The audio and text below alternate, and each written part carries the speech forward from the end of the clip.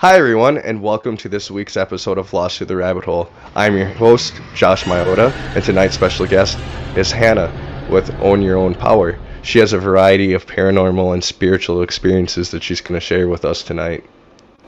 Thanks for having me, Josh. It's a pleasure to be here. I'm super excited to be on this show. I've listened to a couple episodes myself, and it's very, very eye-opening, shall we say. Very cool stuff, as I was saying, like the Twilight Zone, but real life. So I appreciate you having me.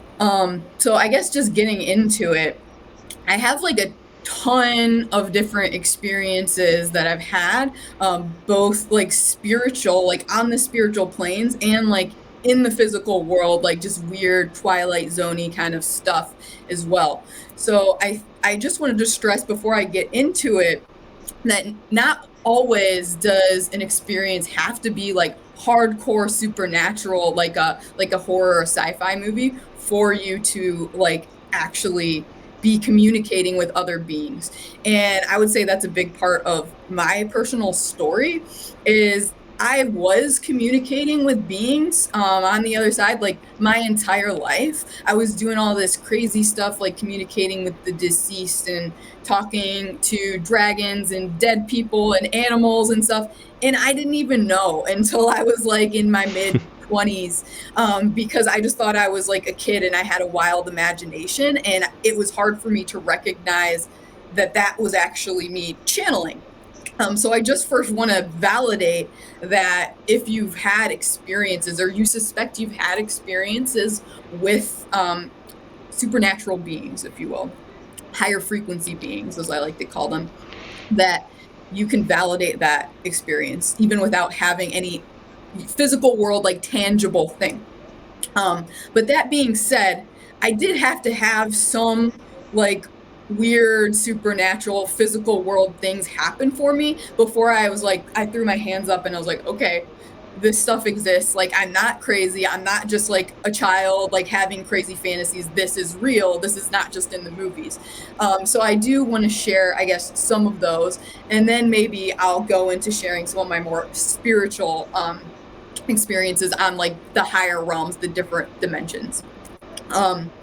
So first off, one of the things that really struck me, and it still has struck me to this day, this mystery, is I have had a very intimate encounter with the UFO, and I haven't told many people about that. Now, I've also like I've been in really kind of rural locations or out in the wild and stuff, and I've seen UFOs, like when all the lights are out, city lights are out, you can see the stars, and you also see UFOs like all the time. They're everywhere. It's really freaking cool. Absolutely. Right. But this experience was different in that the UFO was like, it was like right basically in front of my car. I was in my car when it happened.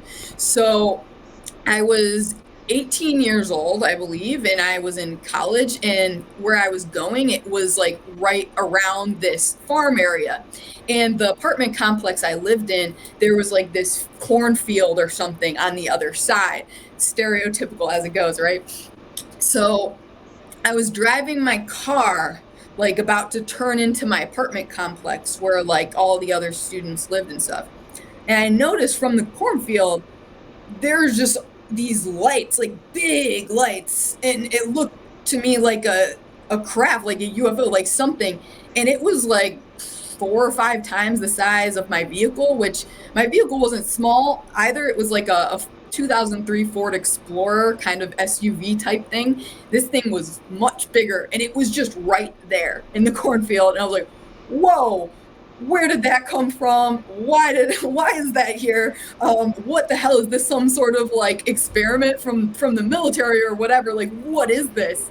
It didn't make a single sound. That's why I knew it was special. And there was something like, it did not make a sound. There was just these lights, and it was just there. And I like was driving, but I like slowed down, and I was just like looking. I couldn't keep my eyes off of it. But eventually, I had to just turn into my apartment complex. So I turned into my apartment complex, and when I like get a chance to stop and look around, it's gone. It's not there. And to this day, I was just like, what was that? But I can tell you, I'm very clear cognizant. So it's like I just get instant downloads, and telepathy, and I just know things. Is how I describe it to people. Is I just know things, and I kind of like felt from the energy from that UFO. It was observing me specifically. Like, it was weird. It wasn't that like late at night. It was like maybe 8 or 9 o'clock, but there were like no other cars driving on that what was actually a really main road. And there were no other students like driving into the complex or around like awake or anything, even though it was not super late. And it like waited for me or something, for this opportune moment to get this like close up on me. That's what I got. And I didn't sense like positive or negative intent from it either way. It just felt super neutral to me, like it was observing me like a scientist. Like, it was just trying to observe me, Hannah the rat, in the maze. Like, isn't this interesting? What's she doing today? So that's kind of like the vibe I got from it. And then I just put it out of my mind. I didn't tell anyone about it for a really long time because I was like, that sounds fucking insane. And I myself, that was before I had awakened and really started communicating with extraterrestrial beings and stuff like that, which that's something I do. I channel those beings. But yeah, that was one of the moments where I was just like, this is weird. And up until that point, I had the strong belief that I was like, I didn't really believe in UFOs or extraterrestrials coming to Earth, because my view was, I was like, of course, like, intelligent life exists in other dimensions, realities, on other planets and stuff like that. But I was like, why would they ever want to come here? I was like, why would they want to come here? Why would they want to interact with humans, right? I was like, humans are dumb. Like, they have better things to do. That was always my belief that I just kind of went with. But in that moment, I was like, okay, maybe that was an extraterrestrial. It's definitely an amazing experience that you had. Did you ever try to maybe put it out there while you were channeling, like, who was that? That's a really good idea. I actually like haven't felt drawn to do that yet. Maybe I will now. So thank you for that, Josh. It's really obvious, right? Like, now that I am talking to them. I don't know if it would come through though, because the beings that I channel, they're really high frequency beings. So they all they're very intelligent and very loving, and they have the highest interest of humanity in mind. Whereas this extraterrestrial experience, this UFO, I don't think it was. As this extraterrestrial experience, this UFO, like I said, it felt neutral. Didn't feel like nefarious either. It just felt neutral. Maybe ask the ones that you're familiar with, because if they're watching you, they're probably watching them watching you. That's a good point. I would like to say. They could probably flew me in. They got my back there. So yeah, I will do that, Josh, and I will let you know. Awesome. But yeah, I guess the only clue I had after that experience was many years later, like 7 years later or something. This is when I really started to wake up, and I had my first experience with a psychic. It was my very first ever psychic reading. It happened out of a kind of desperation because I was convinced my brother was possessed by a demon at that point. So that's a whole nother rabbit hole that we don't need to go down today, but that's what pushed me to see this psychic. And then this psychic blew my mind with all this information and stuff, and he kind of read me like a book. And so my whole life I had this heart pain that I couldn't explain. Apparently, according to the medical industry and stuff, my heart is fine. There's nothing there. And I always just have this heart pain. And this psychic, he was looking into my energy field, which, let me tell you, at the time that totally blew my mind, because I just was on a phone with this dude. I was not seeing him face to face. I was just on the phone with this dude. He was far away from me, and yet somehow he was reading me and reading my energy. And so he's like, let me just look into your energy here and stuff. And he's like, ooh, what is that? What's that? He got really interested all of a sudden. And he's like, your heart. He's like, let's dig a little deeper there. And he's like, there's an alien implant in your heart. And he's like, it was implanted to control you, or to try and control you, is what he said.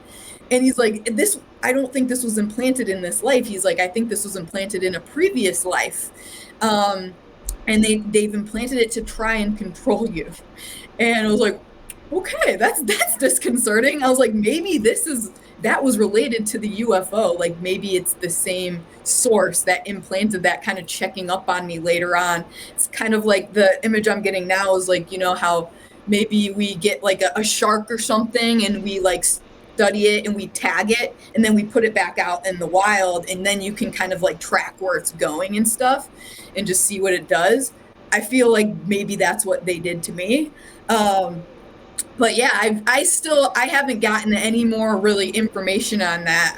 I was just like, okay, cool. Like I got abducted maybe in a past life, and this implant was implanted into me. And I thought it was interesting because it's like, if it's a past life, it's like a different me. It's a different physical body. But he said it was like inserted into my energetic field. So maybe it is like the fourth dimension or something. But yeah, so that was like the only real follow-up I've had on the UFO experience. But it definitely it struck me. It struck me, and I do believe I'll find the unraveling of this story eventually, and I'm kind of waiting for that moment. Oh, I think you will. Yeah, some of my former guests actually have had implants, so No it's way. definitely something to look in. Yeah. Oh shit, that's interesting. You just attract all these people that have like these implants. We're all being like tracked by these aliens. But yeah, I guess to wrap up my extraterrestrial experiences and stuff. So it's like jump forward to today. Like now, I channel extraterrestrial beings, and I do identify as a starseed, mostly as a dragon soul, which I'll talk about dragons shortly, and that seems to be what I'm known for. But specifically thinking of like alien species, I identify with the Syrians and the Lyrans and the Pleiadians. But right now, the Syrians are definitely pulling the most strongly at me, and I channel them a lot. And what they recently told me that they wanted me to share with the collective is it's like, as humanity undergoes this ascension, many of us, when we sleep, we actually are abducted, if you will, but not like physically in our bodies. It's like our energy body is abducted. It goes back up to the mothership of whatever starseed you are in your particular race. They take you back home to this mothership, and then there you kind of receive healing, and they help you move through all this collective gunk that humanity's dealing with right now, and they help you just like heal your energy body and like bust through trauma and stuff like that, which I was like, damn, that's super cool. And it's like, you can also apparently set the intention. If this is something you would like to do, you're not sure if you're doing it, it's as simple as setting the intention before you go to bed and being like, hey, I want to go up to the mothership tonight and like do some healing work. And it's that simple. They'll take care of you. And like, you might still have like normal dreams and stuff like that, but trust that once the intention is there, it's done, and they've got you. I actually have heard that before too, with the whole intent increase the chances too. I mean, this also kind of reminds me of a lot of the CE5. That's the whole thing of itself too, of setting the intent and having a group of people with the same intent. I've been seeing some pretty wild videos of orbs and ships, and it's really interesting. Dr. Greer definitely had something when it comes to that. Cool. I'll have to check that out. But yeah, I'm always saying when I do like meditations, like on lives or with like a group of clients in a coaching container and stuff like that, like intention is everything. Intention is power. Intention is magic. And when you combine your intention with others, you amplify the effects. It just amplifies it. That's been my experience. That's awesome. And I guess actually I was going to talk about dragons next, but I actually think that's a good lead into this other story that is another very supernatural experience I've had. This was the thing that I was like, okay, I surrender. Magic is real. I can't like contest this. This is absolutely insane. So this was actually recent. It was 2020, and it was right before COVID. And I had just moved to Australia, Sydney, Australia. And I was feeling, which I'm not there right now, by the way, I'm back in the States, but I was in Sydney, Australia, and I was trying to like make new friends and stuff. I was drawn to explore things. And I saw on meetup.com that there was this witch circle group. And I had never done anything with witchcraft or Wicca before in my life, but I was like, this sounds like hella cool. Like this sounds like it could be my people. Like I want to check this out. Witch group, that's awesome. And like the meeting was about meeting your spirit animal too, which I've also resonated with that concept a lot my whole life. So I'm like, so let's go, let's check this out. So I go to this meeting with all these other witches and stuff. And the dude that's running the meeting, like, I swear he walked like straight out of the Middle Ages. Like, he looks like a character out of the Middle Ages. Like, he was like wearing like these robes, like these black and these purple robes, and he has like this like long beard. And he's like this knowledgeable, like old witch. And he does prefer the term witch, even though he's male. And he was like lecturing us, like teaching us about spirit animals and just like different aspects of witchcraft and stuff. And then in the middle, there's like this time where you kind of just break off with everyone and you get to just like chat and meet each other and stuff. And I was talking to this one girl and she's like, really, I only come to these meetups for one thing. And she's like, it's when we dance around the fire. And I was like, whoa, what? Like, where did we dance around a fire? I was like, that sounds like something out of a movie. That's what I would expect from a witch circle. So sure enough, after we come back from the break, this is what we start to do. We go full on ritual mode. And this is like the practice part of those meetups is like you do a ritual with everyone. So we literally sat in a circle with everyone. I believe there was like 11 of us. It was like some synchronistic number too that everyone was geeking out about. And we sat in a circle, and in the middle there's just this big cauldron. And before we even like light the fire and stuff, we call upon the elements, as you do in witchcraft. You call upon like the elements of fire, water, earth, and air. And we did that with different things. And we kind of like passed these objects that represented each element around the circle. And then we like all just like drank from the same cup, and we all kissed each other on the cheek. And I was like, if I was not like as spiritually aware as I was going into this, I'd be like, oh my God, did I get myself into some cult shit? Like, what is this? This is so creepy. Like, what the hell did I get myself into? But it hit me with my clear cognizance in that moment. What we were preparing for, we were literally doing what we were just talking about. We were combining our intentions. We were literally taking our individual energies, and as we were building the circle, we were amplifying that energy of our collective intention, and we were creating this like magic space, this circle. Okay.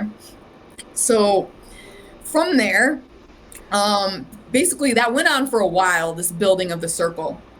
Then they light the fire, and at that point, it's just a normal fire, as you would imagine, just a normal fire. And then we all just stand up and we hold hands, again, like connecting that energy, right, in the physical world, grounding that. We all hold hands, and then we started dancing around the fire, which is more like this, like, kind of line dancing sort of thing. You kind of just go like weaving like in and out, but it's pretty simple to do. But we just go in a circle, like ring around the rosy around the fire. All these witches together, hand in hand. And so as we're doing this is where it gets geeky. As we're doing this, the fire literally starts to take on a life of its own. It literally starts to move and to morph. Instead of just like a fire, it starts to like elongate and it goes straight up. Like, I'm like, what the fuck is this? Like, I was geeking out. I'm like, what am I seeing right now? It's like a CGI effect in a movie. I'm like, what is this? How is this possible? Oh my God, what are we doing right now? And literally the fire, it like became this, I call it the fire snake. It looks kind of like a snake. It's like a rope of fire. The entire fire just morphs into that. And then it started to like follow us as we were doing this dance. It was almost like we were snake charming, and it was like reacting to our energy, and it was following us around. And I was like, I'm a fan of the Avatar: The Last Airbender, so I'm like, dude, we are firebending right now. This is real life firebending. Like, this is so cool. And that's what it was. It was real life firebending, just right there in the witch circle. And I saw it with my own eyes, and I knew in that moment, that's when I think I officially woke up and accepted all of this stuff for what it was. I was like, yep, magic exists. I literally saw it with my own two eyes. I can't deny it anymore. Like, that's absolutely insane. And this thing in witchcraft, it does have a name. It's called the cone of power, they call it. And it doesn't even happen like every meeting and stuff. As I've learned, as I attended way more witch groups after that, it's like it doesn't happen every meeting because it really depends on the energy of everyone there and how that's interacting. That being said, every meeting I went to, except for one, we did end up getting the cone of power, getting the fire snake to come up. And I honestly feel like it liked me because I work with dragons and I am very a fiery person, like very fire elemental about it. That is definitely my dominant energy. And I like the moment I saw it, it was like love at first sight. I was like, this is the coolest thing ever. I was like giggling like a little kid as we were like going around the circle. Usually people are like freaked the fuck out, as they should be, like when they see this happen for the first time. But I was like, oh my god, this is so cool. Like the fire is like alive and it's like our friend and it's dancing with us. So I think it like reacted to my energy a lot of the time, and my intention to be like, I want to see the fire snake. And so basically every meeting that I went to, it would show up, and I was grateful for that. But yeah, this is a thing that can happen. And it's like, if you're trying to make it happen or to capture it, it's not going to happen. Like, I've tried a couple times with friends because I've told friends about this experience and they don't fully believe it because they haven't seen it themselves. I'm like, oh, let's do it ourselves. But we can never make it happen. We can never like duplicate that energy. Like, you have to just be in this perfect flow state to kind of evoke it, because it's not gonna like dick around if like you're not respecting the fire. If you're just like, oh, I just want to prove that this exists to someone, then it's not going to give you that. It's just, it gives you what you need, not necessarily what you want. So that was my experience with that. It was absolutely insane, and I wasn't freaked out because I saw the connection of everything, and I saw that we were building up the energy between ourselves in that group. And then that the fire, the reason why it was doing that is because it was just interacting with our energy. It was just like a physical manifestation of our own energy. So that was what I realized in that moment. That's so cool. I would agree with you too. It probably was definitely your dragon energy feeding into it. Probably was Definitely causing that. It's so cool. Yeah, and it's like in subsequent meetings, sometimes like people would see dragons like around the fire and stuff when I was there, and they would just have experience with dragons and stuff. And I think going to those witch meetings, that's when I really like woke up to my connection with the dragons. So I guess that's what I can talk about a little bit more now, is just thinking of which story I want. I have, just for the audience, like I have a bunch of different stories here that I can like go from to keep my ADHD focus. So I guess the one that I'll share, this was actually one of the ones that happened like when I really started opening up about this, to the point where I started posting TikTok videos and then eventually YouTube videos about dragons. And like this happened around that time, and that's when I was inspired. I don't know if you're aware, I do actually a service where I sketch people's personal dragon guides and I channel a message from them. So it was after that's really cool. Yeah, it's super fun, super niche. I never would have thought in a million years it's something I would have been doing. I had a lot of resistance to offering that as a service because it sounded so like silly to me. I was just like, is anyone actually going to believe in this? But it's like, I was inspired by the dragons. They pushed me, they harassed me to put that service out there. And I did, and immediately everyone was like, this is so cool. Like, and I got like lots of business from that, lots of clients. And what validated it for me is it's like every client that I like worked with, like they would come back to me and be like, oh my God, this is like so on point. Like this super resonates and everything. And every time I'm just like, oh my God, how does this even work? This is so cool. So I just like, as usual, I just surrender. I put my hands up. I surrender. I'm just a channel here. I don't know exactly how it works all the time. I just channel it. I just do what they tell me.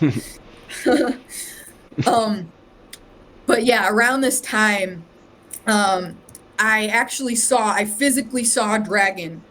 And to the audience, like I was telling Josh before this, that I never physically see dragons really, and I don't really hear about it. Like people are sharing their experiences with dragons with me all the time, and very rarely does anyone say they like physically experienced a dragon.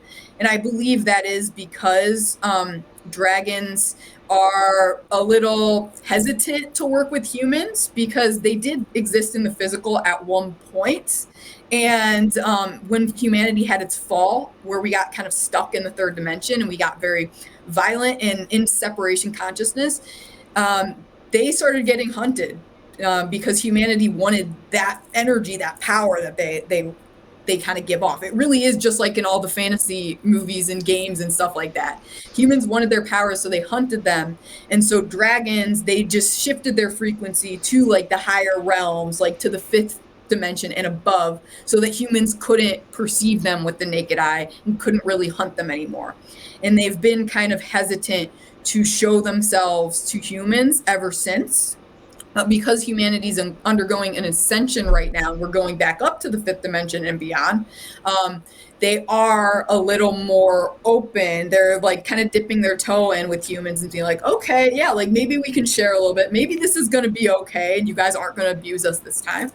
So they are kind of starting to become more and more known to humans, and maybe it'll be more and more common that people start having physical experiences with them. But all of that to say, yeah, I've only really had this one physical experience. All my others, they've been with me my whole life, but it's always just kind of feels like a presence that you can't really put words to. It's just like this power and this protective energy. And I just know it's, again, that clear cognizance. I just know, I'm like, I just know my dragons are here. I just know they want me to do this one thing or whatever. So it's know that if you have an experience like that, it is totally valid. You don't have to physically see this dragon or even clairvoyantly see the dragon, because a lot of time in my experiences, they don't want to even kind of reveal their clairvoyant, otherworldly shape to a human because a human hasn't earned it. So sometimes you really have to earn a dragon's respect in order for it to show its full, true self to you, including its appearance and its name and stuff like this. So if you feel like you've connected with the dragon and you're like getting frustrated, you're like, why won't it show me? Why don't I know what it looks like? Why won't it show me, tell me its name or whatever? That's probably why. It's testing you. It wants to make sure it can trust you before it reveals that stuff. But all that being said, the story of my physical dragon experience, my one physical dragon experience.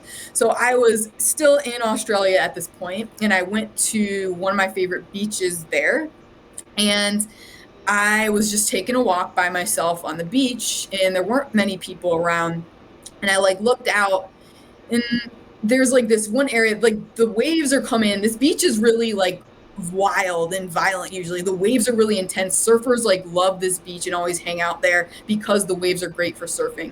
But then there's like these rocks, and there's like these really big tide pools that oftentimes when I would walk there, people would just like let their kids swim in them, and it's like a little swimming pool and stuff. It's great. These are like the nicest, cutest, like, but most elaborate tide pools I've ever seen. And at the edge of the ocean, like kind of looking over these tide pools, I saw a dragon, like an actual dragon. It was a water dragon. Unfortunately, I don't have the picture on me now, but I will send that to you, Josh, and you can include Awesome. it in this. But I ended up sketching the dragon. But yeah, so I saw this dragon, and he was like very little, actually, very little and very aquatic, like had like webbed feet and stuff like this. And he just kind of like peered out at me, and his skin. It was very like fish-like. Like it seemed very like whitish blue, really like slippery. Not maybe typically what you'd expect of a dragon, like with scales and stuff. He was more fishy because he's a water dragon. And so I was like, whoa. And then like next instant he was gone because he got shy and was like, oh my gosh, you can see me. Oh my gosh, I gotta go back up to the higher realms. Oh my gosh. He kind of freaked out. So I like just continued on with my walk and I was like, did that really just happen? Like that's freaking insane. Did I really just see was that a dragon or was that like some fish or something? Like what was that? So I went to one of my favorite spots. I went like up on this cliff and I just got the urge actually to sketch that dragon that I saw. And this is the origin of my like Meet Your Dragon Guide sketch service. So I just decided to sketch him, even though I wasn't actually looking at him at the time. I sketched him. I just sat there and I kind of intuitively just channeled like what he wanted me to channel. And I drew his likeness. And he started like talking to me and like telling me stuff. And he told me that he was the Prince of Pools. That's what he called himself. And he was like the guardian of those tide pools. Like he kind of oversaw those tide pools and made sure everyone was safe, that the like aquatic life in there was safe and that the humans that went in there were safe. And like kind of just that was like his domain and he oversaw that and was in charge of that, which I thought was really cool. And then yeah, like he was just kind of telling me things about like what dragons do. And dragons, like elemental dragons, often they will like have a specific domain that they protect in Earth, even though they don't really take physical form in the 3D. From the higher realms, they still watch that 3D space and kind of oversee it on all dimensions. And so that was his, and he told me about that. And then like actually I also discovered later on that the mountain like cliff area that I was on, that I was sketching this water dragon on, it also housed a dragon, more like an earth dragon. And like he was like a weird dragon. I also ended up sketching him. He like just was the cliff basically. Like he was inside of the cliff and he looks like really abstract. And if I get the picture of that too, it just looks really like almost like childish, the drawing, and really abstract because it's like the cliff and then like his face basically is in the cliff, but he's just like one with the cliff and that's his cliff and that's his domain. So that was the start of me like learning about elemental dragons and their different domains. And from then on, this little one, the Prince of Pools, the water dragon, he kind of came along with me as a guide. And he told me that he could just like be multiple places at once. So he could still be guarding his domain in the physical and be with me like on the higher realms as a guide. And sometimes he would just like come in and teach me stuff about dragons or just to give me unconditional love. Water dragons love to spread love, as I learned. So that's another thing. That's so cool. Yeah. Definitely interesting. That's not the first I've heard about the water dragons too, but the first I've heard about the unconditional love with them. That's what I've learned is, yeah, they're really big on unconditional love, water dragons specifically for some reason. Whereas other dragon elementals will have like other affinities and things that you can work with them on consciously, or they'll just help you with subconsciously. And that, like, I talk about dragons like a ton on my channel. I have all these different videos. So if people are interested, they can check out my videos. Like I do one for each specific dragon elemental and like what they're good at and what they're known for. Fire dragons, for example, which obviously I love. They're my favorite. They're really good at energetic protection, as you would expect, and transmuting low frequency, like dense energy. And I feel like I probably haven't had a lot of negative supernatural experiences, as it seems like maybe some people on the podcast before have had, because I just have this strong dragon energy with me and this strong fire dragon energy with me. And it really does just give off, it's this big like sign, like, don't fuck with her. Like you just don't. And so don't even try. And they're the best like energetic bodyguards. They just keep everything out. It's great. I agree with you. I think they're probably one of the best spirit guys to have. Hell yeah. They're like bouncers. Like they're like, but they're so much cooler. They're like these like loving, yeah, bouncers. So the next story I wanted to talk about, I think, is a really good kind of bridge between like supernatural and like spiritual experiences, where I personally think of supernatural experiences more so being linked to like the 3D physical world, right? It's like a tangible experience where you see things, like actually see things, feel them, and that. And a spiritual I consider to be in the higher realms, where it's like it's just as real. In fact, it's more real, I would say, but it feels maybe less real to us when we're anchored in the 3D. But it's always happening on the higher realms. So this dragon story that I have kind of ties the two together. And so I was still in Australia, and the energy there, I will say too, I think it's really just ancient, and dragon energy is very ancient. So I feel like there is a correlation between the two and me being there and kind of having my dragon awakening while I was living there. But I was sitting under this beautiful tree, like these trees in Australia, just in Sydney, even at the public park, are just so wise and ancient and powerful. That's another thing I guess I didn't say. I also like talk to trees, and I can talk to plants and stuff. Basically, you can talk to anything. Anything and everything really has a consciousness, and once you know how to channel, you can apply it to anything.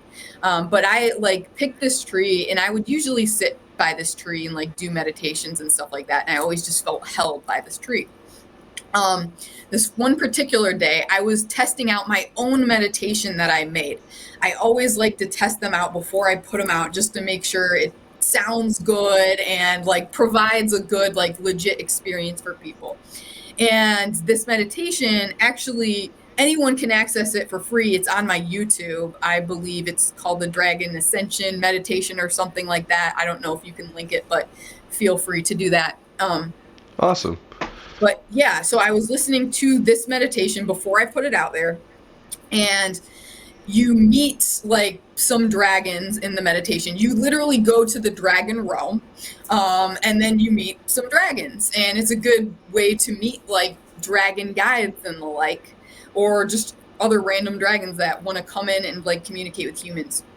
But in it, I was introduced to my dragon mom, as I call her. I don't know her name or anything. I just call her my dragon mom because that's what she told me she was. I still don't know exactly what that means. I think like another version of me, whether it's like you could say it's an alternate reality version of me or past life or future life, I don't know, because time doesn't exist in the higher realms. But this like alternate version of me that is a dragon, and like always has been a dragon, I believe is her daughter. And so that's why she's like come to me, and I just, as I said it, I got like a feeling in my body, clairsentience. I just felt like confirmation that she's like, yes, that's definitely what it is. So yeah, I'm like her daughter as a dragon, and so she wants to support my human avatar as well. So I was in the dragon realm in meditation, and the moment, I kid you not, the moment I saw her and I met her and our eyes met, and she's like this big purple dragon, and I like purple eyes, our eyes met, and like something fell into my lap in that moment in the 3D physical world. And I like opened my eyes. I'm like, what the fuck? What just happened? And it was this. This is my wand. This is like my real actual wand. It fell into my lap from the tree the moment I saw my dragon mother in the meditation. And she then told me telepathically, she was like, yeah, this is your wand. She's like, you can use this to channel your own personal magic and your dragon energy. She's like, use it wisely. And you can keep that physical object in your world as a representation of it. So that basically, that's that story. I just was totally geeked out by the fact that my meditation and my experience in the dragon realm, in like a different plane of existence, meshed with the physical world like that. And she was able to like almost like put this thing in a portal and poof, it like popped out in this reality into my lap, quite literally. So That is so cool. yeah, so it's like I just knowing that anything really is possible when you do this stuff. And I took it as affirmation that like meditation, it really does work. Like sometimes you feel like, oh, I'm just having like my imagination's running wild or whatever. I'm falling asleep, whatever, just having a dream. But it's very, very real. And that for me proved it when she was just like, yeah, here's your wand in the physical world. And since I've like connected more with this dragon mom, and she just continually has like lessons and things to teach me, which is super fun. Um, but I guess that's like those are the main dragon experiences I felt called to share, like that had like a physical sort of component. Other than that, my dragon experiences, they're so integrated. Like people, I feel like most people, they have the same experiences as me, but they don't recognize it as such, because it's so easy to just write off. It's like I'll be like at the gym just working out and I'll like have conversations with my dragons. I'll be doing chores and I'll have conversations with my dragons, and sometimes the conversations, they sound like words in my head. I don't ever hear their voices like in the physical. It's always in my head. Sometimes it's just instant knowing, claircognizance. Sometimes it's like feelings, or sometimes it's random images. It just depends on the clear ability that they want to use to convey their messages. But it's just really integrated. And I think until you recognize this for what it is, many people, they just want to write it off, be like, oh, well, I just made that up. Well, I just pulled it out of my ass. And I'm, again, just want to stress that no, you didn't. As the very first psychic that spoke to me about this stuff and validated that I was a channeler said to me, he's like, creative ability and psychic ability are the same thing.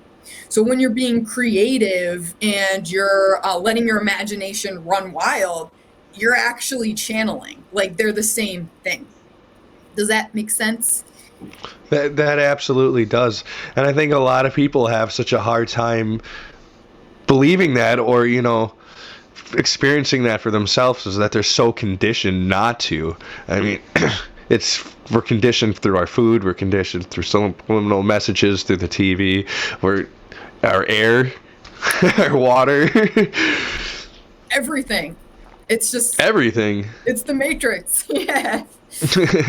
And yeah, it makes it very, very difficult for people to trust themselves. So that is why my, I guess, company is called Own Your Powers. It's about people taking their own powers back and like owning that and being like, no, I can trust myself and I am channeling and this is real, even if everyone thinks I'm crazy.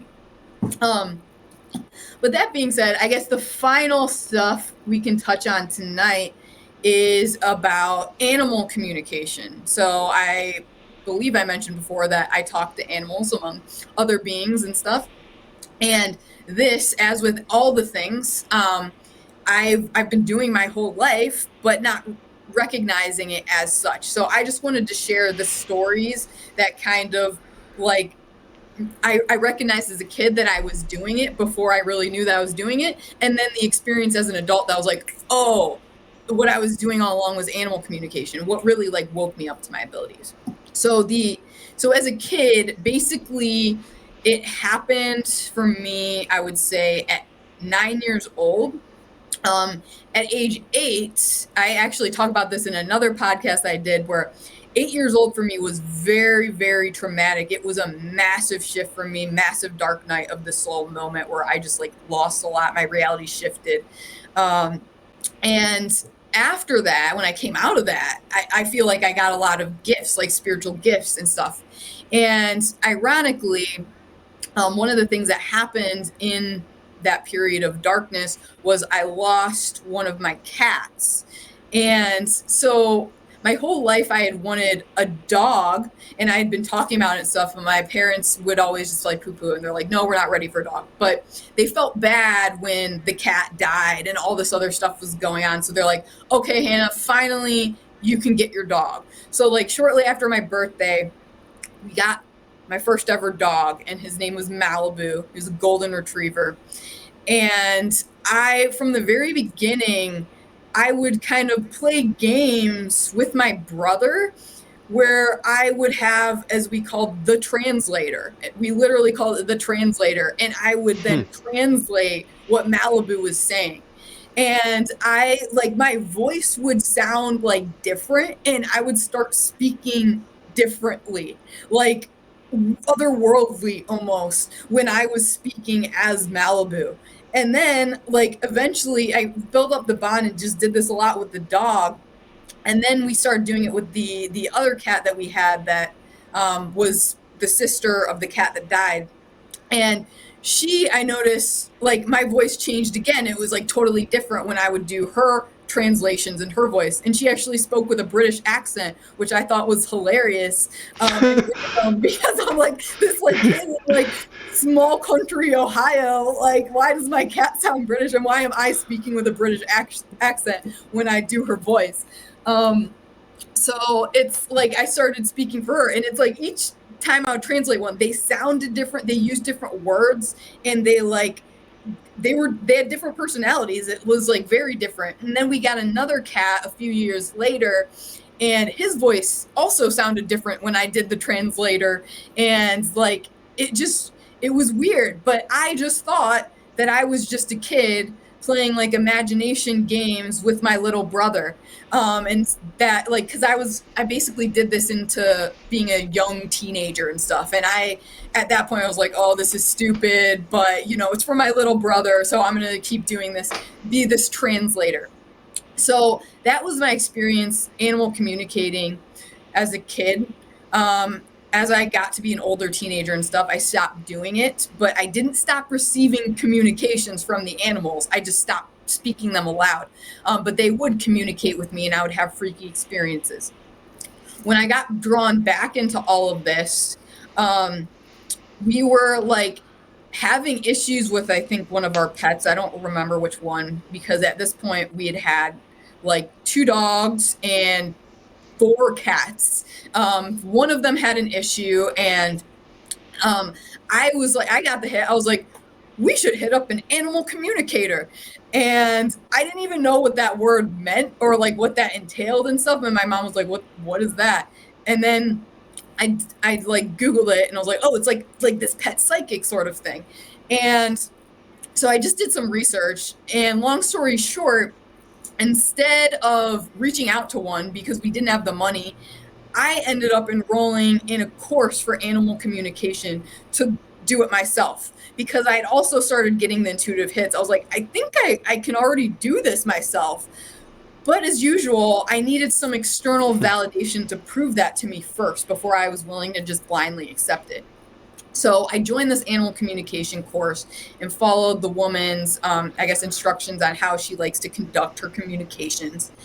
The most important thing about this was that I joined a group, and she has a Facebook group. I don't know if it's still running, but she had a Facebook group where people in her course could practice with each other. So basically what they would do is they'd put a picture of their pet in the group, and then give you some information about the pet. And this is also the same information I ask for from my animal communication clients now.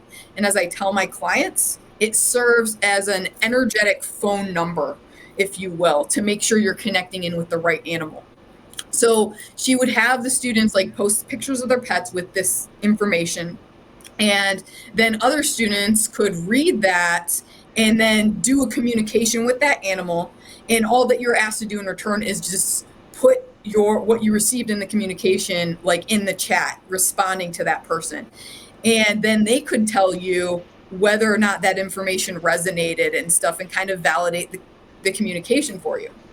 So I remember the very first one I did was with a pig. It was awesome. I got to talk to a pig, and I was going in total skeptic. I was like, this is so silly. I'm gonna talk to a pig that lives miles and miles away that I've never met before. Let's see what happens. And so I did everything the instructor taught me to do, and I communicated with this pig. And I still remember one of the things that really stuck out for me is like at one point I felt like I tasted like apple in my mouth. And I was really, it just seems so weird to put down, to even include in my communication, like in the feedback or whatever. But I was like, I was urged to put it down anyways, just like include that, be sure to include that, Hannah. And I'd also gotten that the pig, that she was like, I felt like she was like tucked in somewhere. I felt like she was like really like warm, like in some blankets or something. And I tasted apple. And then like many other things came through, but those are the specifics that I remember that really stood out to me. So I post my communication thinking it's like feeling super embarrassed and self-conscious. I was like, oh, this is totally pulled this out of my ass. This is such bullshit. Like, wow, what am I doing? But the owner of the pet responded really quickly, and she validated literally everything that I received in my communication. Everything. I was like, what? So like the specific examples, for example, she was like, yeah, so the apple, she's like, before she goes to bed every night, we give her an apple as a treat. And I think at the time you did the communication, she was like in bed after we had given her the apple. And I was just mind blown. Wow. Right? It's crazy. So I just like hit the ground running from there with that group. I just did more and more.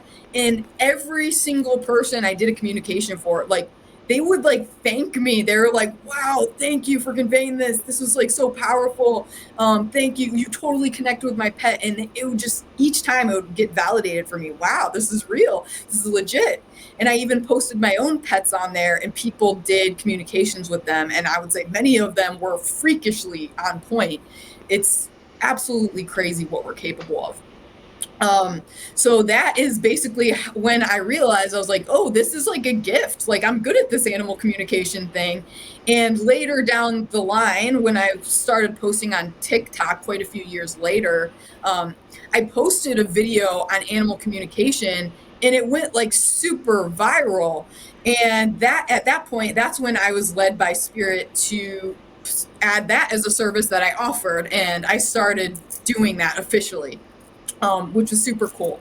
And I guess the final thing I'll say about animal communication is horses.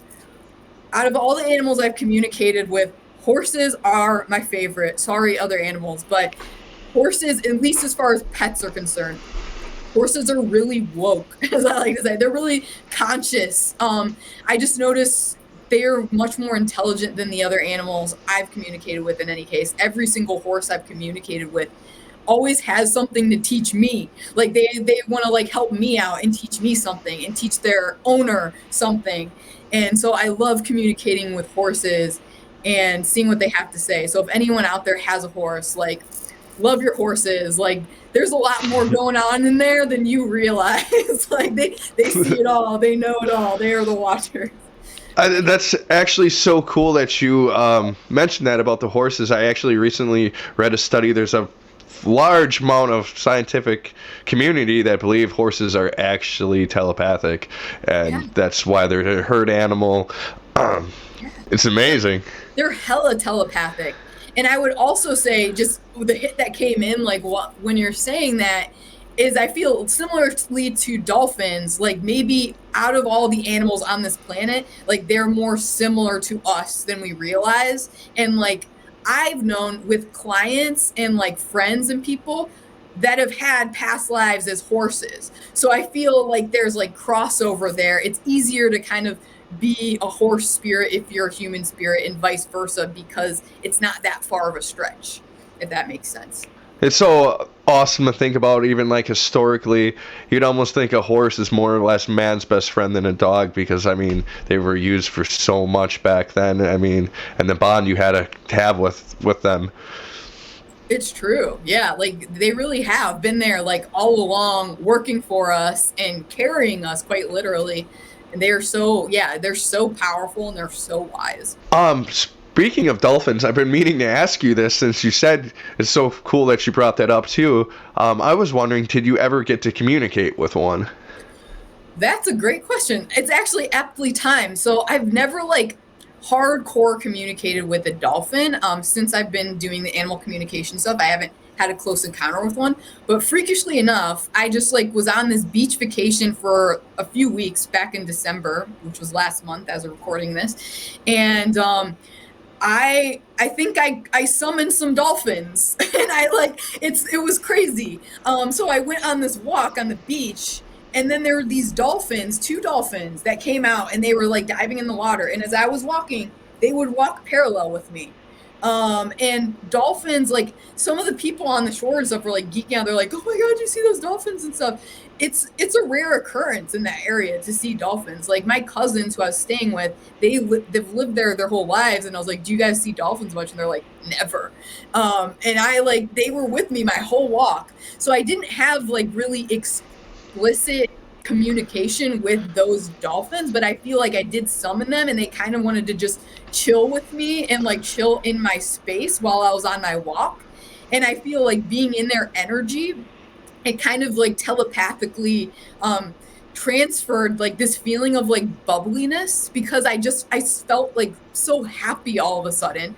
And it's like I wasn't very happy like before I connected with them. I felt super happy and giddy and like a little kid, and just all of a sudden like I had all this wonder for life, and I was like, "Oh, this is so playful." I really do feel like the dolphins transferred that to me. Maybe they saw, they're like, "Oh, she's having a rough time, let's give her some like good vibes there." I don't know what they did, but definitely just summoned some dolphins, and it feels like they're on such another wavelength, like even more so than horses. It's like we're funny if if we think we can like really like communicate with them. I feel like dragons, maybe like we'd have to earn their respect before they'd really divulge a lot of information, because from what I understand, they like travel between worlds and stuff. Like even on this world, like they travel to Agartha and Inner Earth, and they carry messages from like extraterrestrials and all kinds of crazy shit. So yeah, who knows what those dolphins are hiding? Absolutely. I know there's also like a big attachment with them and the Syrians and the Syrian starseed. So I wonder if that was something to do with you. That's super geeky, actually, because it was after I had that encounter, I was inspired to channel a message from the Syrians, which I put it on my TikTok. So it's a fairly recent one on my TikTok. But yeah, that's when I felt channeled, was channeling the Syrians. And I literally like that night or the next night or something, I was sitting on my balcony, like looking out at sea, and I could see the star Sirius, like, and that was the only one I could really see. And it was just really standing out, like calling me, almost like summoning me. And that was after the experience with the dolphin. So thank you for helping me like put that together. That's so cool. I'm glad I could help. Super geeky. Definitely been fun, and everybody should go check her out. Own Your Powers. But yeah, thank you so much for having me, Josh. Yeah, and everyone, I guess my final message, I've said it probably before, but yeah, like you were more psychic than you realize. So just trust yourself and your own intuition. That's my final message. Thank you. That's so awesome to hear, and we'll definitely get to have you back on again. It's been a real pleasure. Yeah, it's been super fun. I look forward to it. Later, everybody. Bye-bye.